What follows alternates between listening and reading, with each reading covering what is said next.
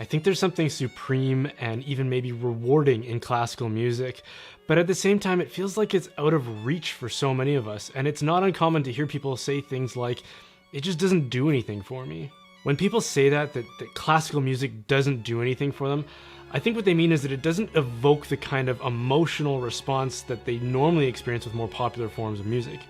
And this is one of the first big challenges with classical music, is that it's not designed to trigger such an immediate, superficial, emotional response the way that pop music does. And this is one of the first important things that you need to realize with respect to this question. If there's some good in classical music that you want to learn to appreciate, you have to understand that it's going to take some effort on your part. It's like a person who's been conditioned by a steady diet of junk food. If they want to learn to appreciate good and healthier food, then they're just going to have to simply choose to expose themselves to it for a while until their palate learns to adjust and appreciate the better and healthier food. I also want to point out that I'm no aficionado of classical music. In fact, I'm still in the throes of learning to love it myself. But as I've been doing so, I think I've picked up some insights that will help other people who want to learn to love it too.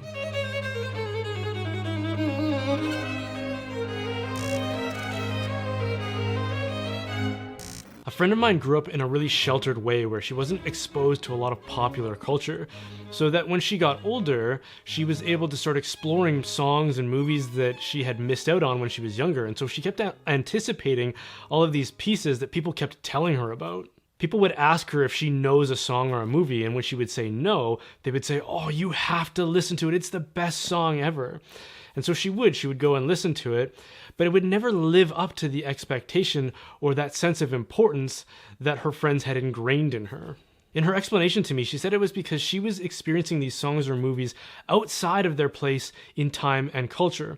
All the associations that were intrinsic to our experience of them, which seemed to amplify their importance and significance, were absent for her.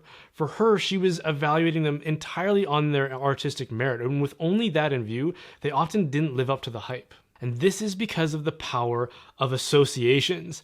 And this is something that is used in branding, which I know something about, to great effect. Just look at the way that corporations use LGBTQ pride as a tool that they can leech off of because of the positive associations that it now carries. Something that comes to mind to me when I think about this is that the way that G.K. Chesterton described romance as this kind of perfect balance between the unfamiliar and the familiar. We like to experience the unfamiliar because it gives us this sense of excitement and adventure, but we also want enough familiarity in it so that it still resonates with our sensibilities and it still feels safe. And music and branding do this by introducing us to something new with just enough of a dose of the familiar so that it doesn't feel too alien to us. And this is done through associations. We're introduced to something new by associating with something that we already know. So, for example, think of like a brand spokesperson. So we might get introduced to a new product by a celebrity spokesperson who's pitching it to us.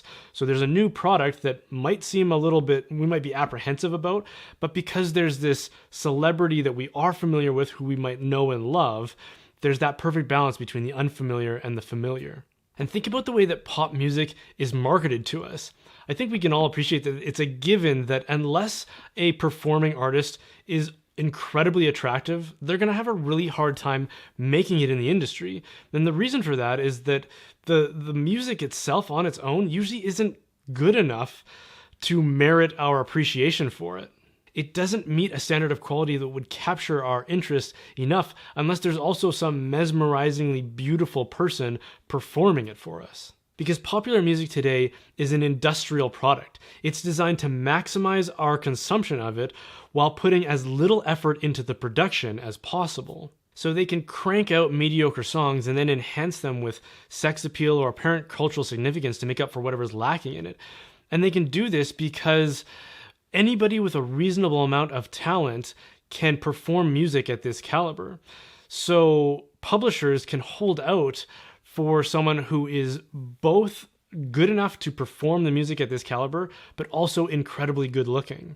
But you can't do this with classical music because the art form demands so much musical skill and prowess from its performers that you can't just find anybody to do it. Pop music also benefits from the way that it's aggressively marketed to us as a form of social inclusion. Imagine how much more likely you'd be to listen to classical music if it meant that you'd be more likely to gain social acceptance the way that listening to Billie Eilish or Shawn Mendes does in the year 2019. Duh.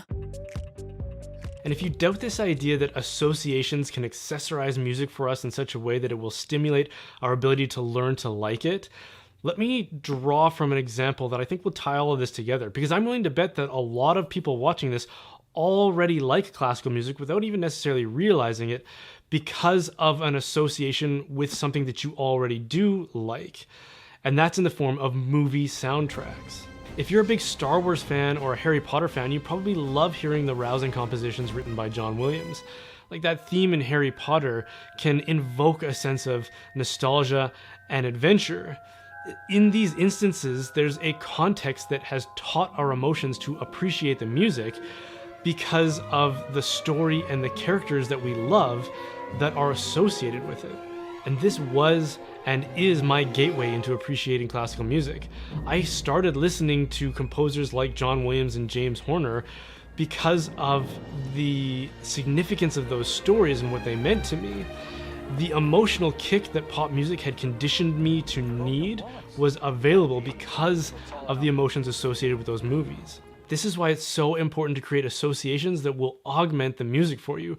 Make classical music the soundtrack of your life. If 90s grunge music was the background of coming of age moments in your life like it was for me, then make classical music the background for significant moments in your life now. Like if you have a special occasion coming up that you want to celebrate, consider going to the symphony so that the music featured there will forever be associated with the fond memories of that occasion. Lastly, I want to say that it'll probably be easier for you to gain an appreciation for classical music if you start with more contemporary composers, because they're more closely related to this current paradigm that we live within, where music is all about triggering our emotions. So you can start with movie soundtrack composers like I described, as well as others like Samuel Barber and Sergei Rachmaninoff, Ralph Vaughan Williams, Edward Elgar, and Gustav Holst is a really good one. And YouTube is a great way to get exposed to this stuff. If you just get on there and search for the best classical music, you'll find all kinds of good curated playlists that'll help you get started. Thank you so much for watching that, you guys. If you enjoyed this video, then please consider subscribing and hitting that bell if you're on YouTube, or just liking and following from wherever you are and wherever you happen to be watching this from.